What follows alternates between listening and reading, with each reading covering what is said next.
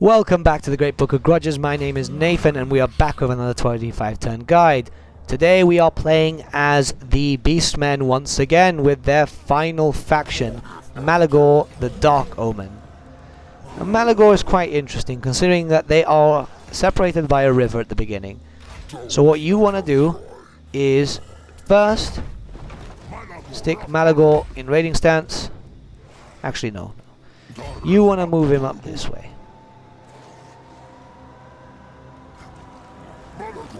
You want to get that sorted. You want to move this guy here. Keep away from the savage orcs to the south because they will cause you problems. Once again, same method for everything else though.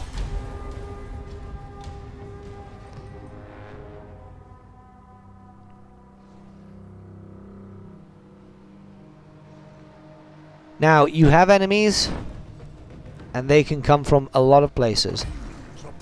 However, they will not cause that many problems. Don't let them fuck you, basically. That's what you want to do. You want to get right out of the Badlands. Obviously, the orcs are going to try and hunt you. But this is not your problem. So, let them hunt you if they want. Just they'll have to get the fuck away, you know?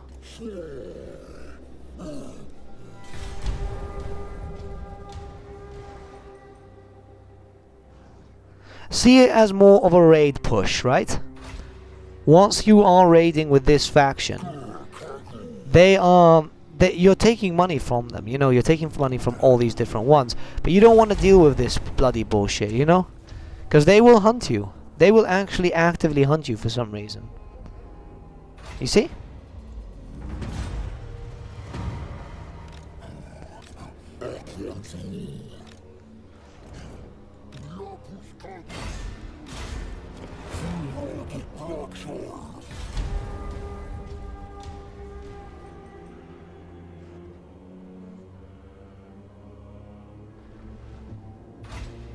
And they can hunt you as much as they want, because at the end of the day, it's not going to be our problem now, is it?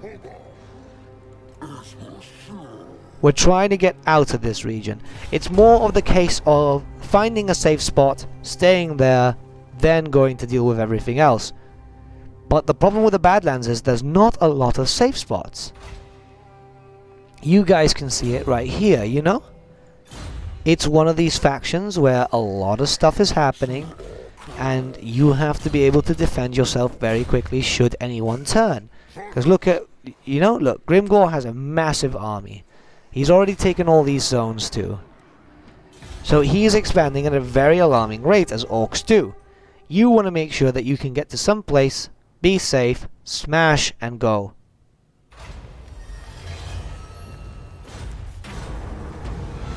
Right, so when it comes to this,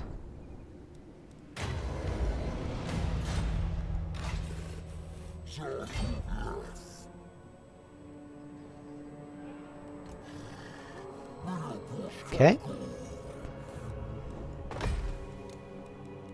Now you can do that, but first we're going to work on this guy.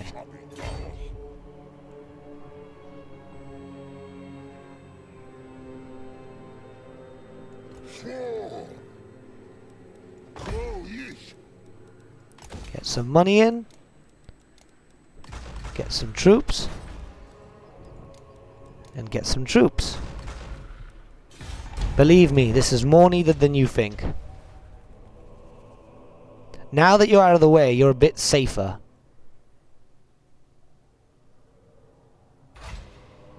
And considering your army now, you want to be able to just smash in. So just declare war on the greenskins, fuck them, you know?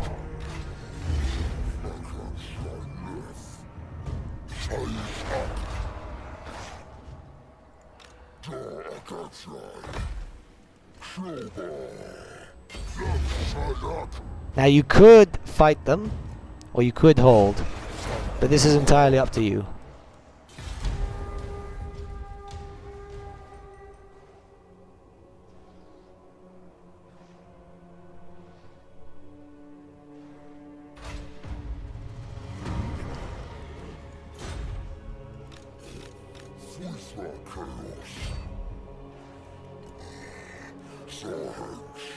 A little bit out.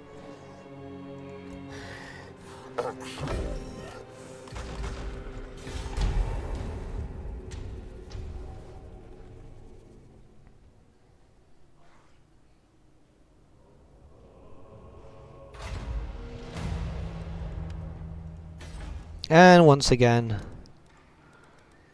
get some more units. You can do the hit and run tactic now if you want, but it's more of the case of just getting the fuck out of the Badlands.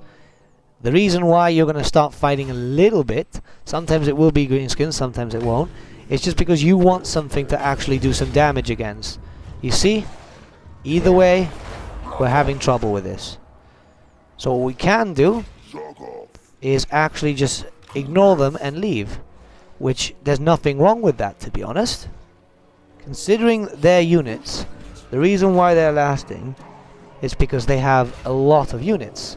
Now we could win this, we could actually win this, but there's no point actually getting into a fight only for it to be a disappointment. And I don't mean disappointment as in losing, but I mean more of a disappointment as in losing troops.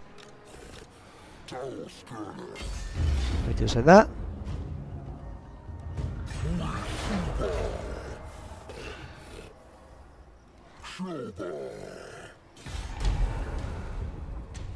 As long as you're pretty much constantly raiding, you're good. See, like this, right? That's just opened up an opportunity for us.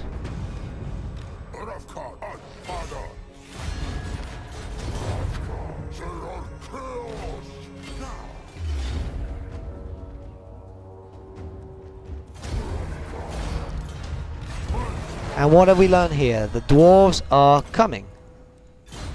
So we move up here. And we move up here. Eventually we will get our raid up. But until then, he's taking some damage.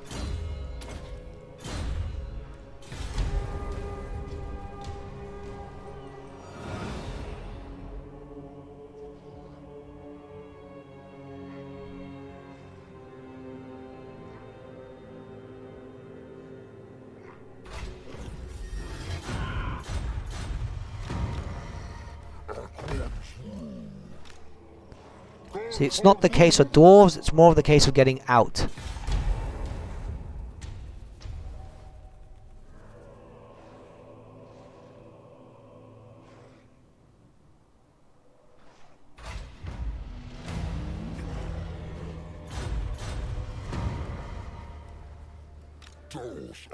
Right, you see, we've just opened up ourselves here a bit. We'll destroy Iron Rock and then we'll move out.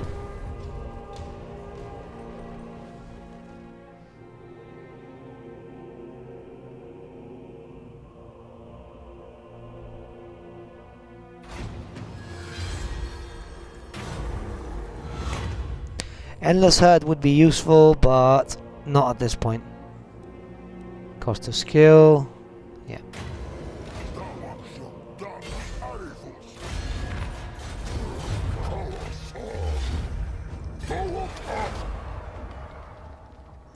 For the wisdom of the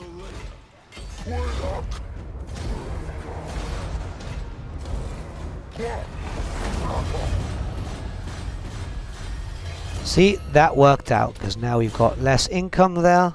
Sorry, more income. And here we've got more income. It's the case of literally just surviving for a while. He's fine, he's still raiding. Because when you destroy a city, you can sometimes keep raiding. Sometimes. Research technologies, you want that. So just keep going. Everything's an enemy, but not everything has to be an enemy, if you get what I mean.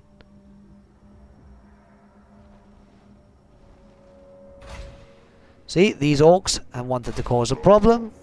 We want to get rid of the... Well, we want to get the fuck out of here.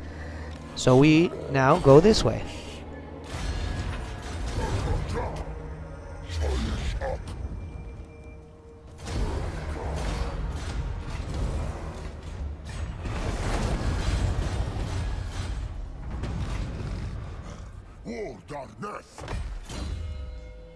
Here you can get either income from raiding or the enemy siege. I always get income from raiding when it's Malagor, because it's fucking Malagor, you know. You use him a lot more for sneaky sneakies, because you know he's got awesome spells, so you just want to do that. The axe thirsts for war.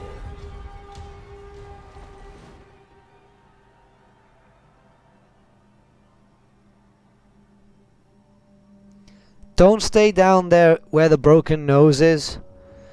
The problem is a lot of players seem to go down there thinking it's going to be safe, but it's not. It definitely is not. There's a lot of damage that can be done there, and you don't want to lose to it, you know?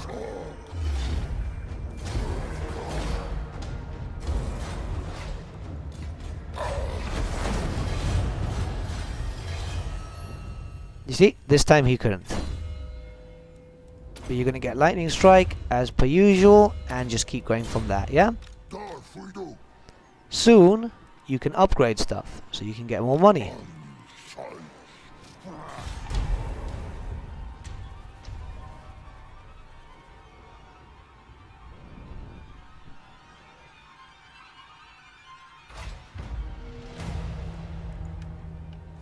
Okay, so let's go here.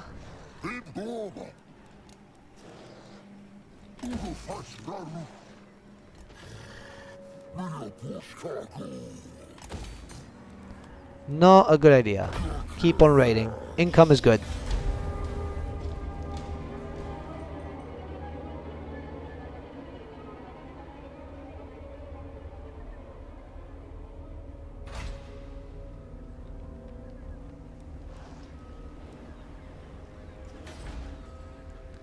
Alright, so we're okay here.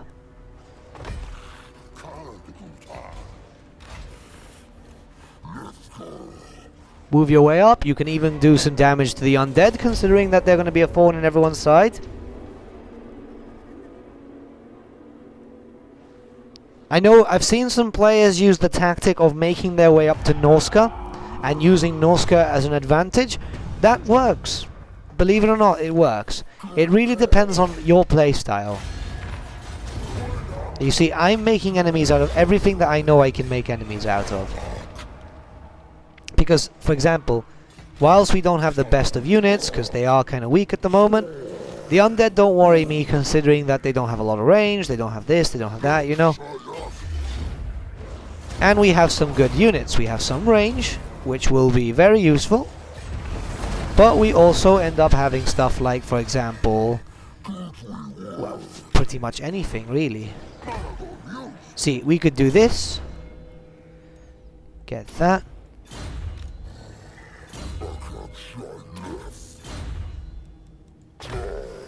Protect the...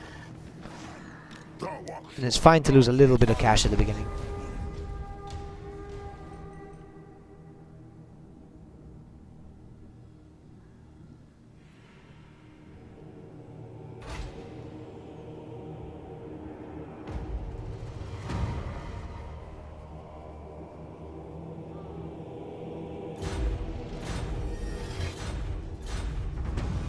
Okay, Malagor is here, so we can move him up there.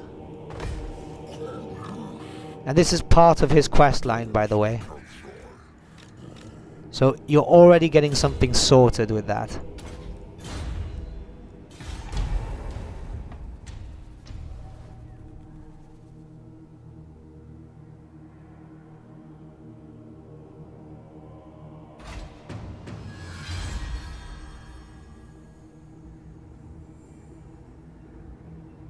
See, quest successful. Move him to the following region. That's in the very north of the Empire. Now you can already start making your way there. This is for the icons item, which, you know, it's okay. It's not the best item. It's a really good buff, you know, more weapon damage and shit like that. But as far as legendary lords go, it's not the best item. It really isn't. You see, look, Franz is there. You might have weaker units, but you do have stronger stuff. That is a problem, though.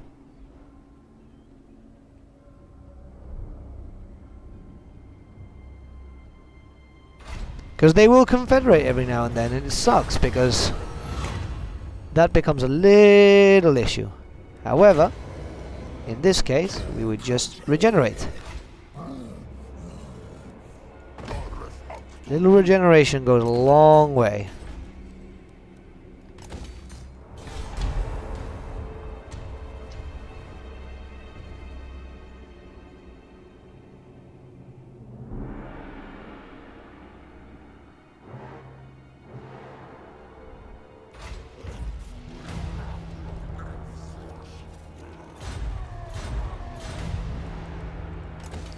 We'll be getting a positive income now, and we'll be getting a lot more places.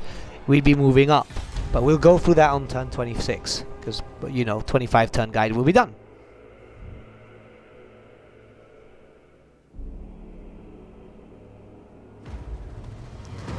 Alright, so considering where we are, we can make some more enemies out of the vampires and get rid of them. End up getting rid of a faction which will cause a lot of problems to us in the future, because they will give us some sort of corruption, and the corruption will kill our units, or we could just make our way forward. Personally, I would go for the vampires, get rid of them. You might as well just get rid of a faction which will cause problems with vampiric corruption in the future, and then afterwards start going up to do your quest. By that point you already get a chaos spawn and start getting Morgor. Always go for Morgor before getting our good buddy Khazrak. Morgor is much better, and he always spawns within a turn due to his special buff, and then just work your way through there. But that was pretty much it for the Malagor playthrough. Thank you so much for watching, and we shall see you again soon.